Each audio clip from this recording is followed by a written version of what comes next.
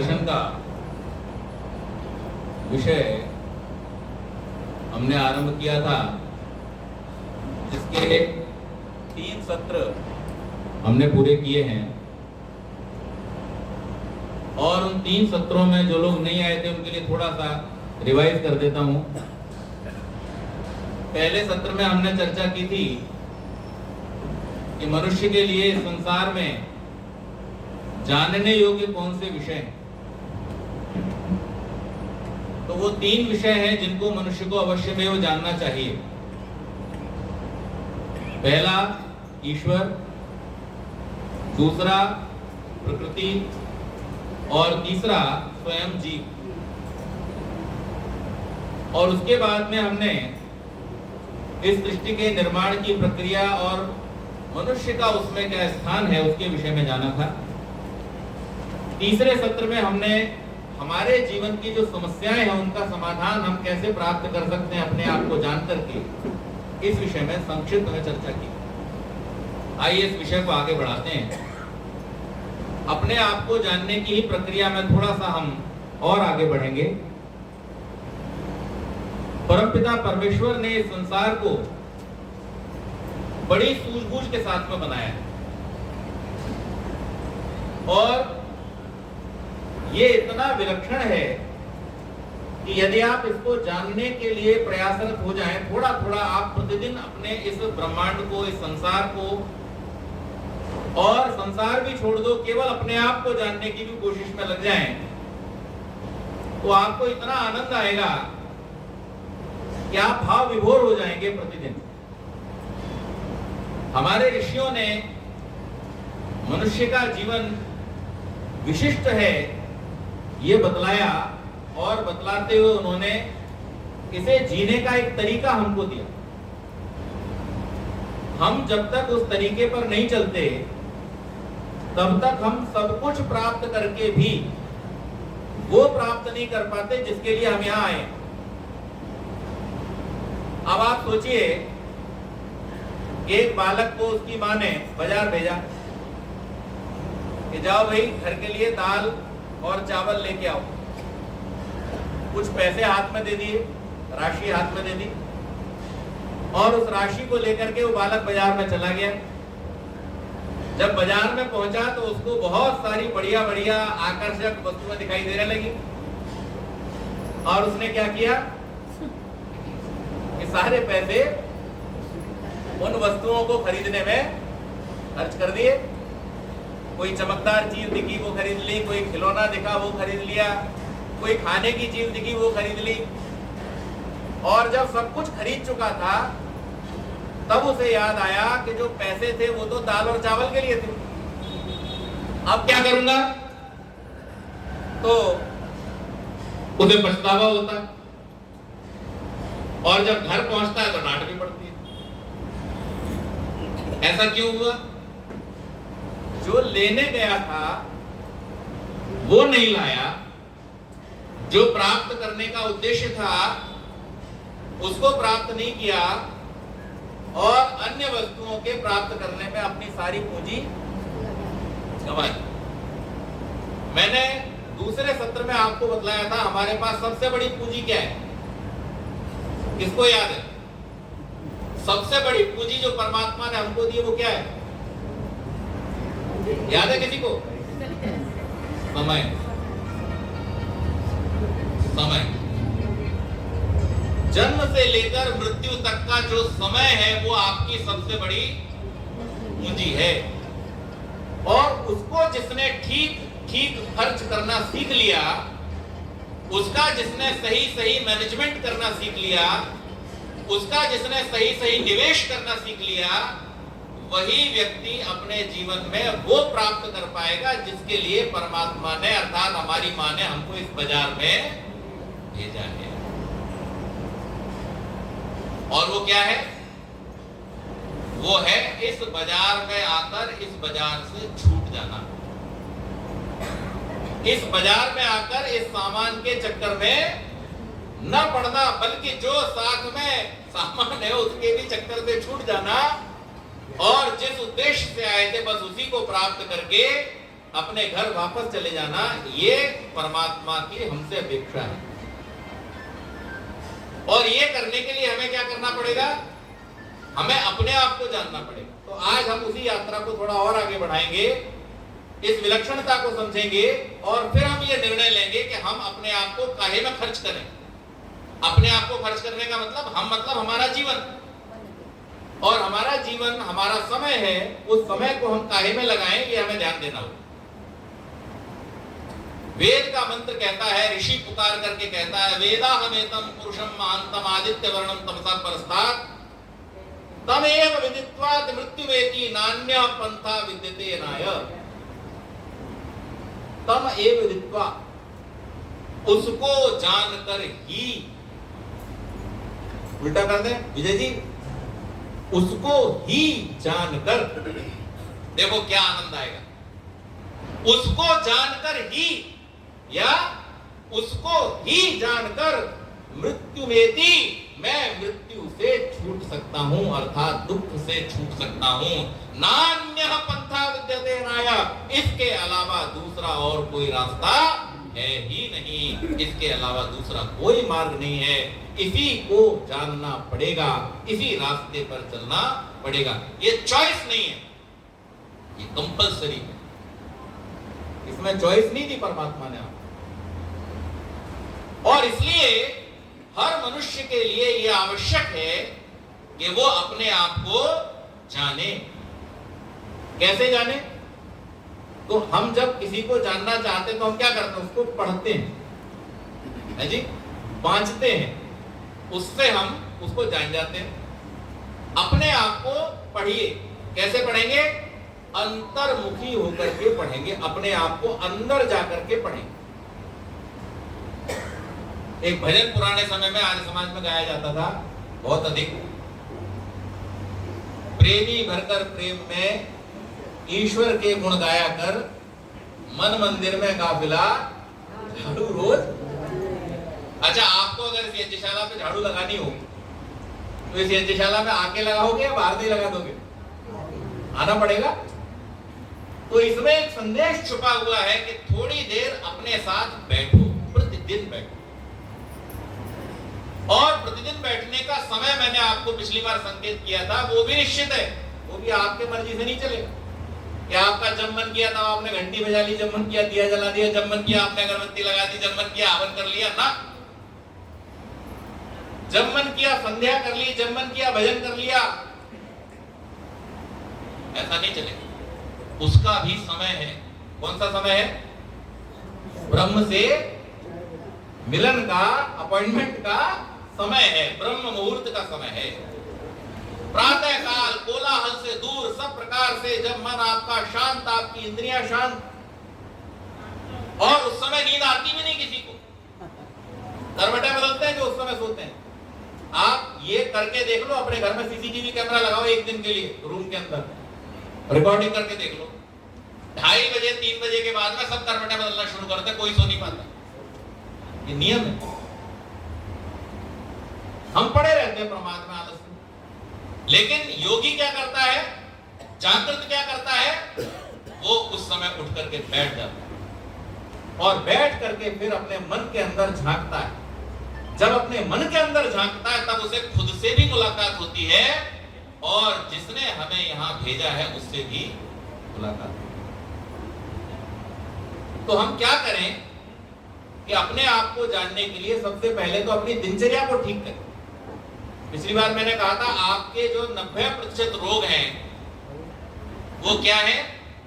मानसिक है। देखो, सृष्टि निर्माण की प्रक्रिया को आप समझो। ये सृष्टि बनी कैसे? हम सृष्टि का हिस्सा है ना। ये मानते हैं आप या नहीं मानते?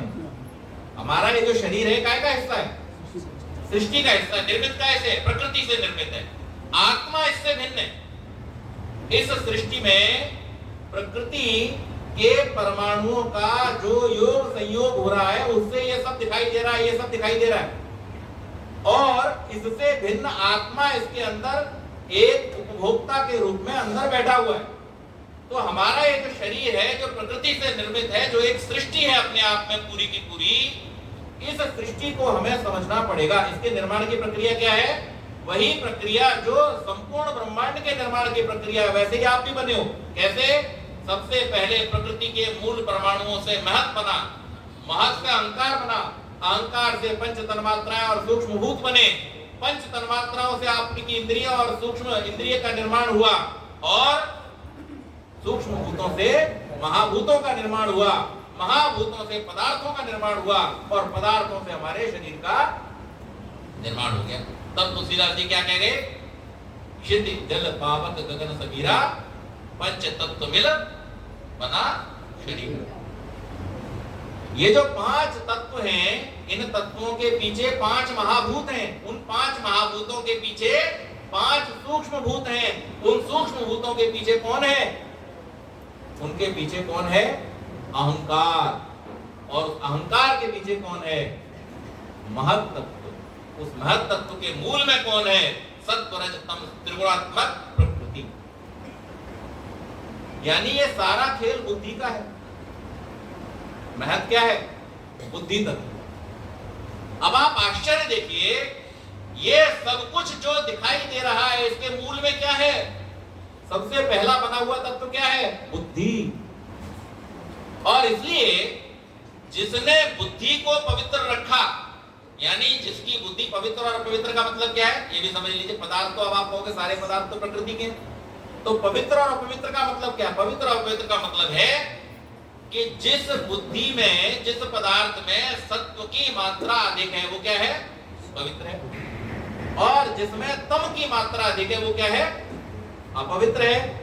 और जिसमें सत्व और तम बराबर है, जिसमें चंचलता आदि गुण आ गए वो क्या है? वो रज है। तो हमें अपनी बुद्धि को किधर लेके जाना है? सत्व की तरफ लेकर के जाना है। सत्व की तरफ क्यों लेके जाना है?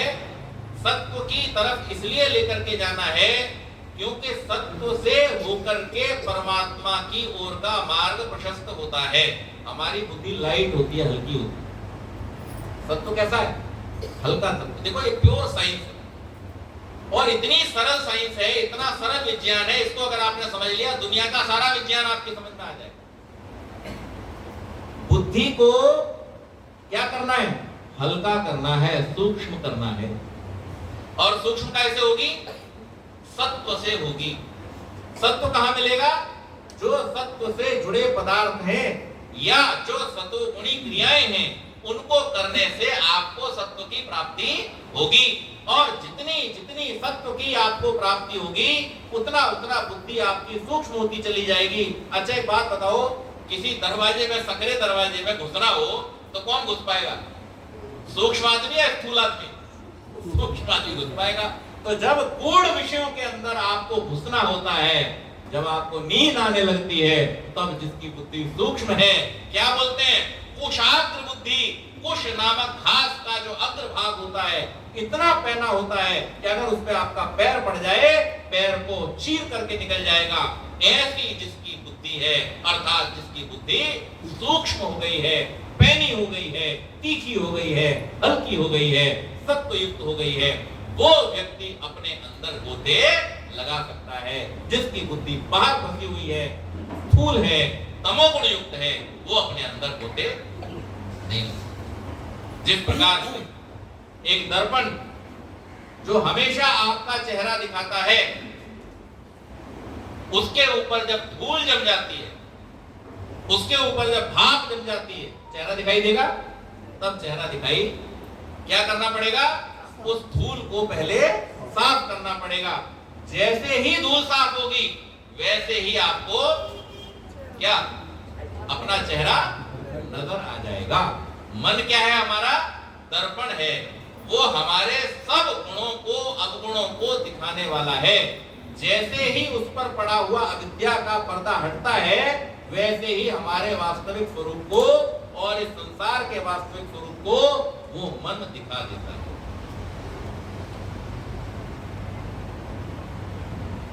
एक शायर ने शेर लिखा। क्या लिखा?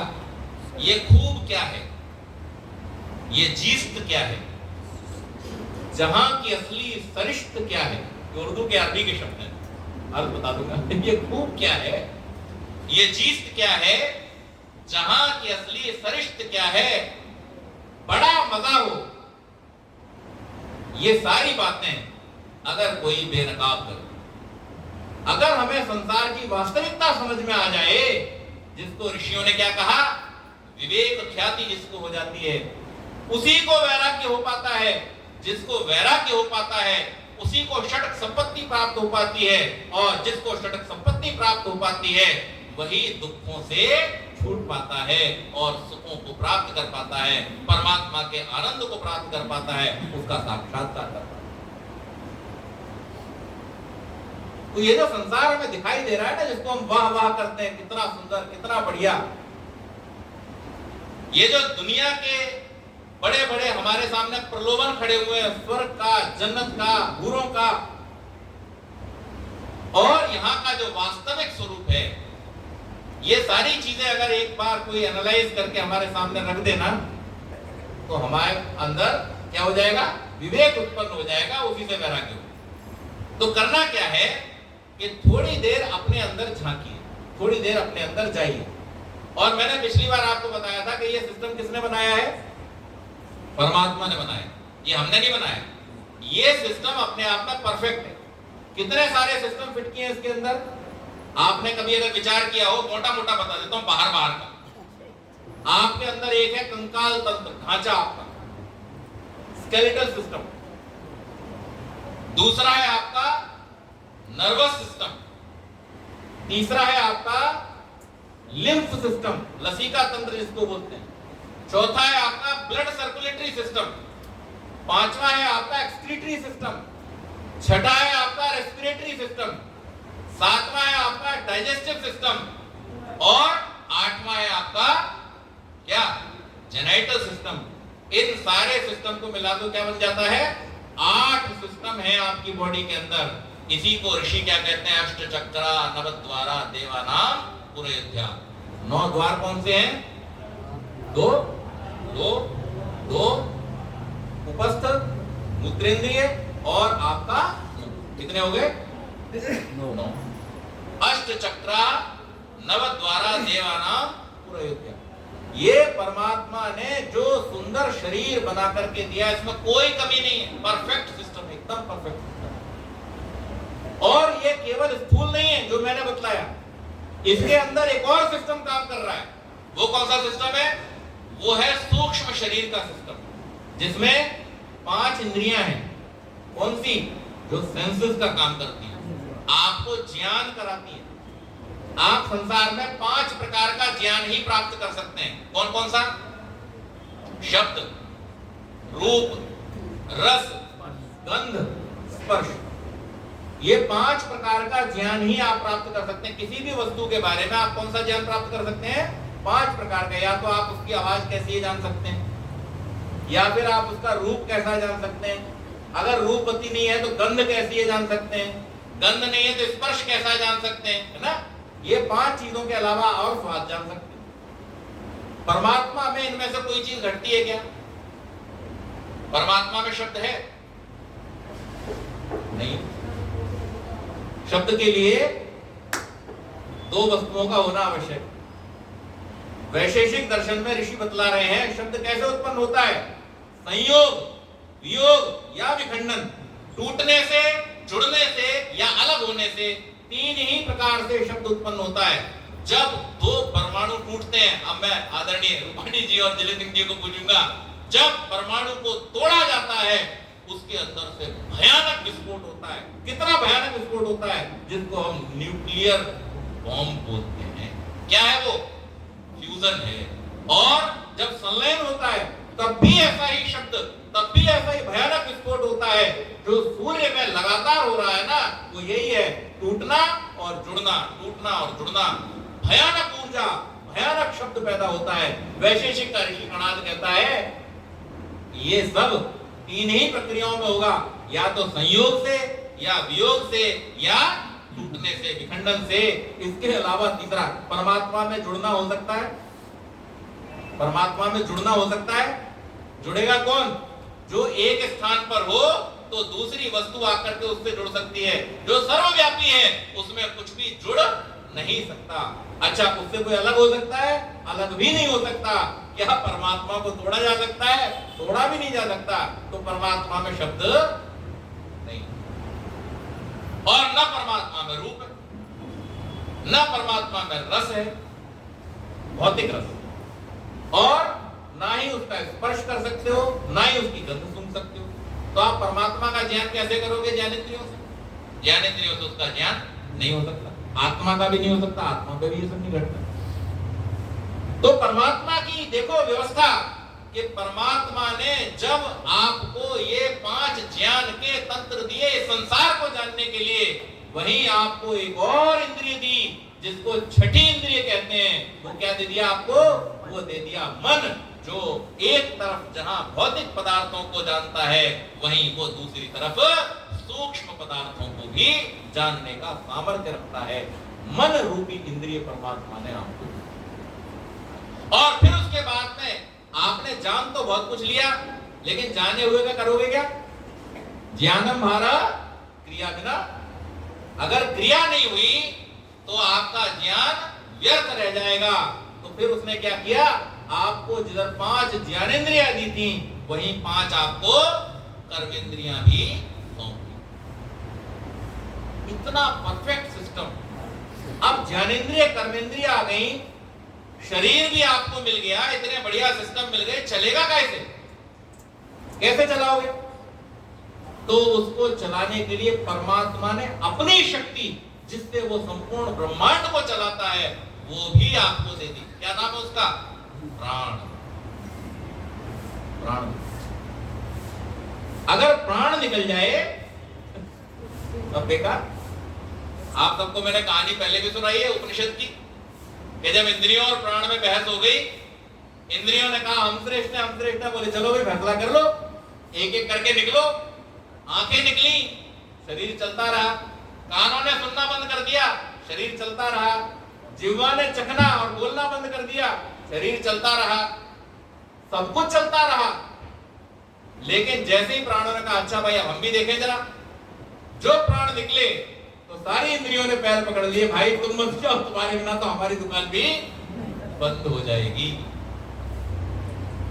तो ये जो परमात्मा की शक्ति, जिससे परमात्मा इस संपूर्ण ब्रह्मांड का संचालन कर रहा है, इतने महान विशाल ब्रह्मांड का जो संचालन कर रहा है, उस परमात्मा ने जीव को अपनी उस शक्ति का एक हिस्सा दे दिया कि तुम भी अपने जीवन के कार्यों को भली प्रकार से कर सको। इसके लिए प्राण रूपी शक्ति की प्राप्त करो।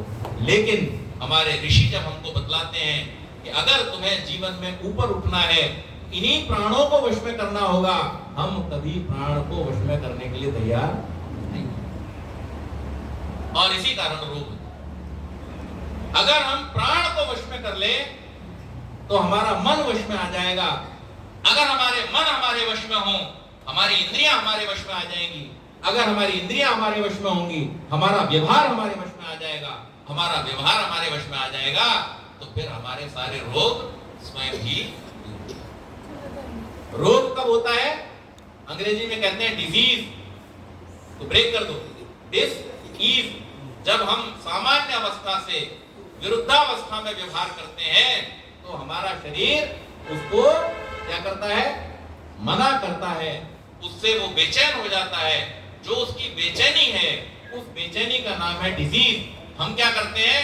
उस बेचैनी को बजाय उसका कारण ढूंढने के, उस बेचैनी को हम दबा देते हैं। जैसे कोई छोटा बच्चा जब कक्षा में अध्यापक के सामने ऊधम मचा रहा होता है या कुछ प्रश्न पूछ रहा होता है, तो आमतौर पर अध्यापक क्या करते हैं?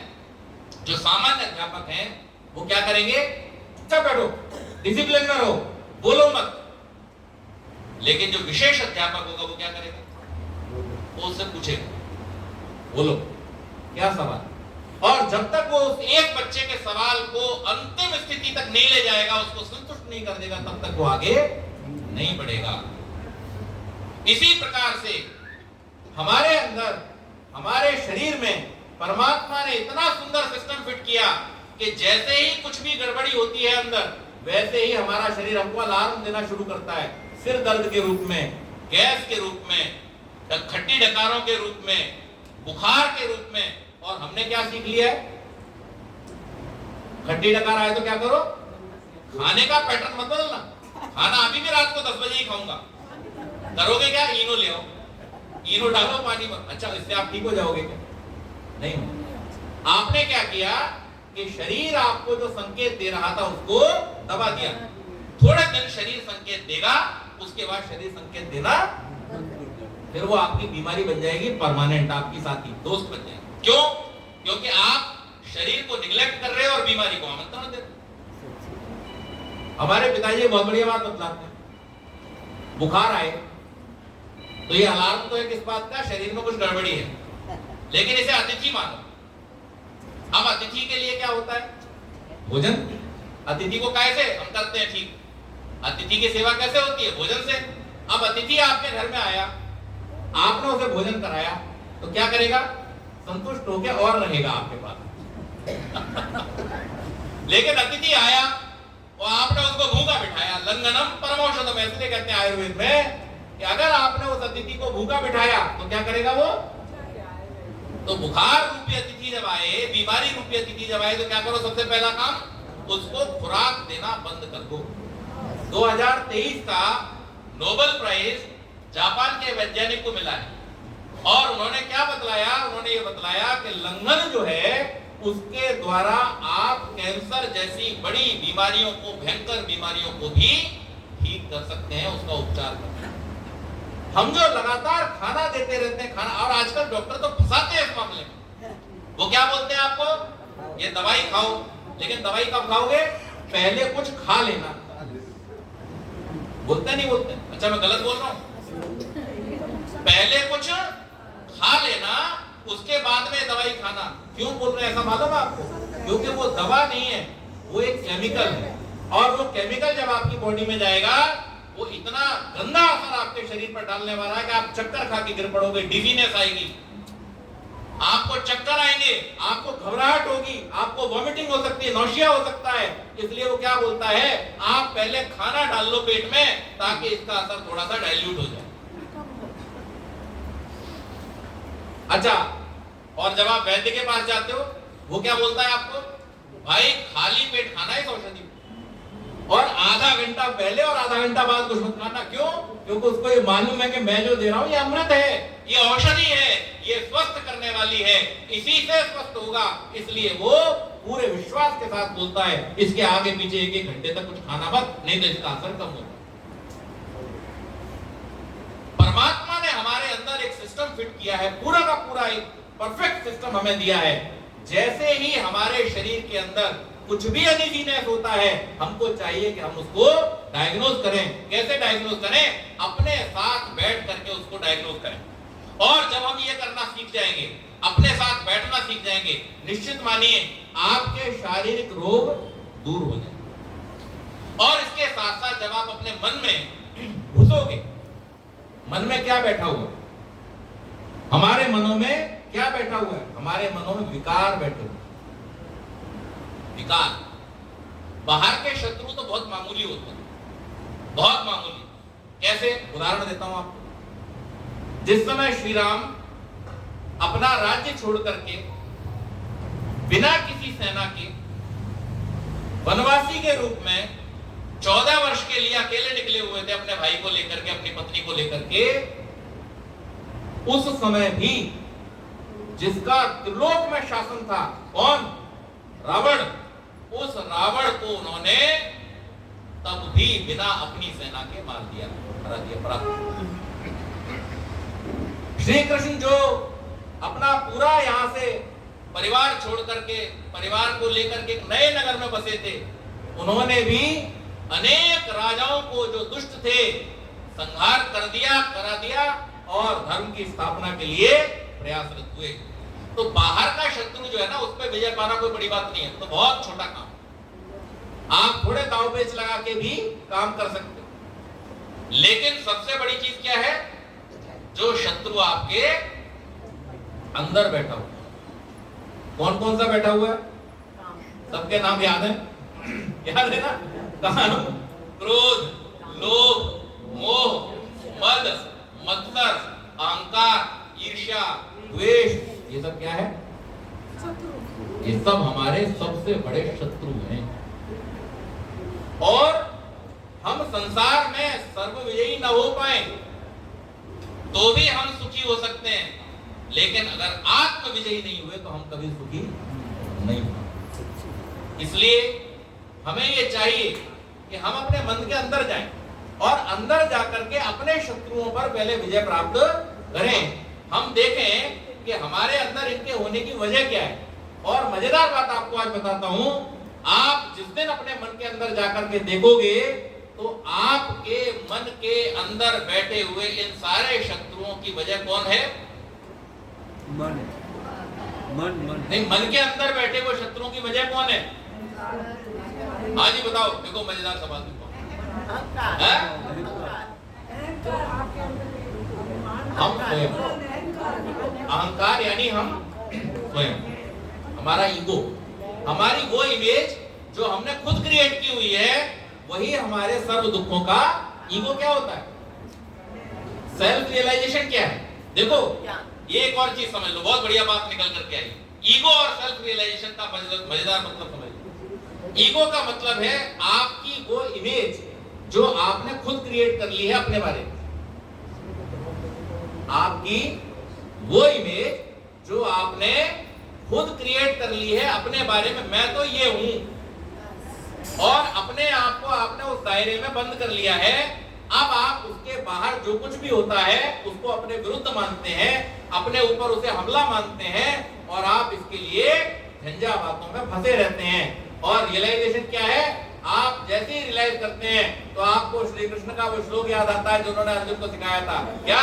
नैनम छिन्नन्ति शस्त्राणि नैनम दहति पावकः न चैनम क्लेदयन्त्यापो न शोषयति मारुतः। अरे भाई, तुम्हारा उद्देश्य सत्य की स्थापना है, तुम्हारा उद्देश्य ईश्वर की प्राप्ति है, तुम्हारा उद्देश्य द्वेष राग आदि से छूट जाना है, तुम्हारा उद्देश्य दूसरों को नीचा दिखाना।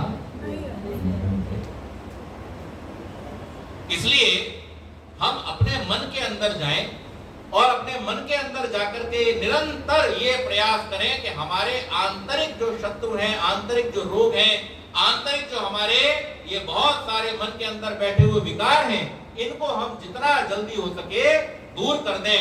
जैसे ही मन के विकार दूर होंगे, शरीर के विकार अपने आप दूर होना शुरू हो जाएंगे।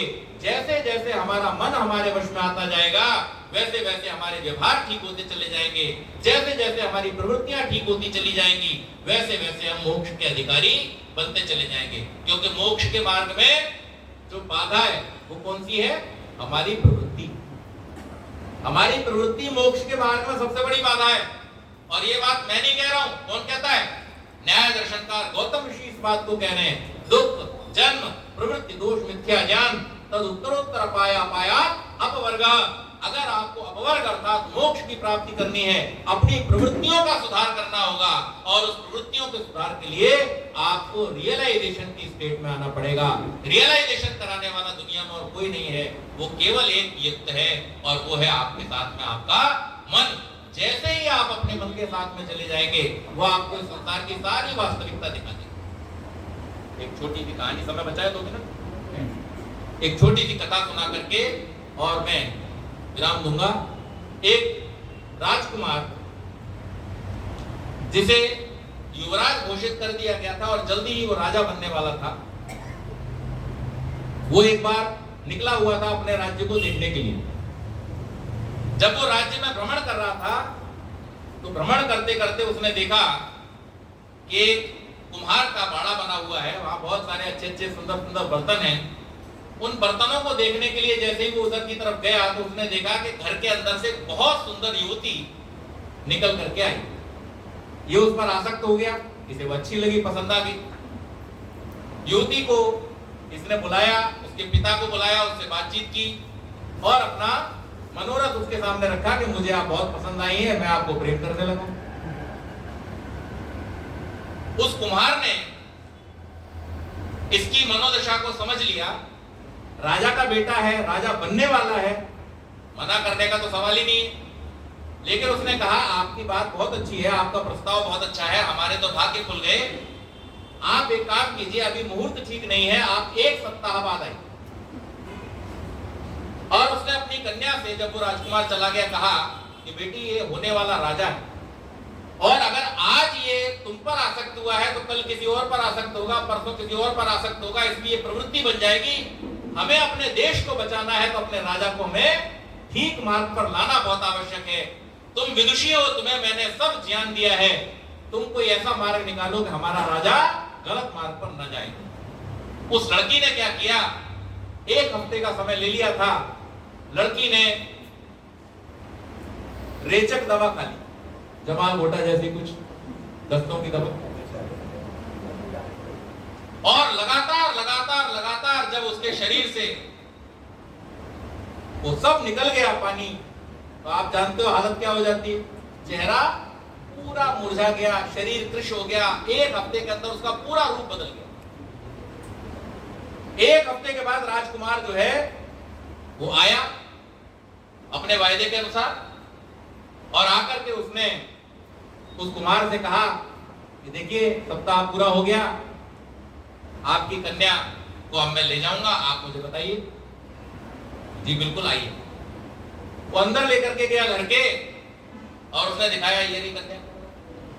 अब ये तो हक्का बक्का रह गया, नहीं ये नहीं है, मुझे वो कन्या चाहिए जो आपने उस दिन मुझे दिखाई थी। बोले अरे ये वही है। बोले वो ऐसी थोड़ी थी, इसका रूप कहां गया, इसका लावण्य कहां गया। बोले वो भी है, आओ। तो वहां पीछे ले जा करके जो इकट्ठा किया हुआ था उसका मल वो दिखा दिया। बोले ये रहा उसका रूप लावण्य। राजकुमार का दिमाग एकदम जगह पर आया। उसे तुरंत याद आई अपने आचार्यों की, गुरुओं की वो बातें जो उसको गुरुकुल में बतलाई गई थी, सिखाई गई थी। अरे मैं कहां जा रहा था, पतन की ओर। ये शारीरिक लावण्य के चक्कर में मैं अपना असली लक्ष्य ही भूला जा रहा था। मुझे किस लिए पिताजी ने युवराज बनाया था, मुझे आगे चलकर के राज्य को संभालना, और मैं ऐसे अगर आसक्त होता रहा तो मैं राज्य को कभी भी संभाल नहीं पाऊंगा। उसको वो मार्ग दिखाने का काम उस युवती ने इस प्रकार से कर दिया, और वो राजा सुधर गया। हमें भी अपने जीवन में जब हम मन के पास जाएंगे, अपने मन में जब हम गोते लगाएंगे, तो हमें पता चलेगा इस संसार की वास्तविकता है क्या, हम हैं कौन। आप जरा सोचिए ना, कितने लोग अपनी मर्जी से पैदा हुए और कितने अपनी मर्जी से मरोगे।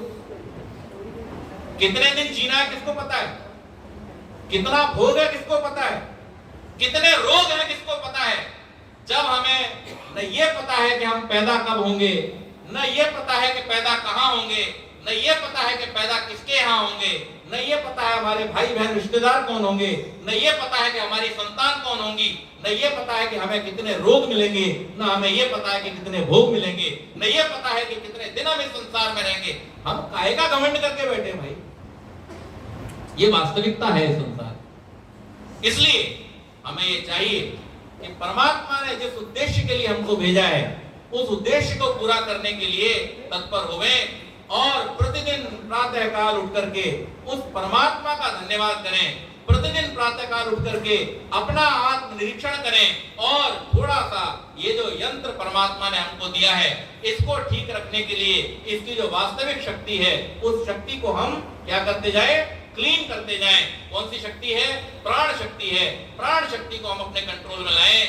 जैसे ही हम ये काम करना शुरू कर देंगे, आप निश्चित मानिए कि हमें संसार भी अच्छा लगने लगेगा, हमें जीवन भी अच्छा लगने लगेगा, और हमारे रोग भी हमसे दूर हो जाएंगे। तो ये परमात्मा का दिया हुआ जो ज्ञान है, वो केवल मात्र इसके लिए हम उसे बांचते रहें, उसको हमें क्रिया रूप में भी लेकर के आना है।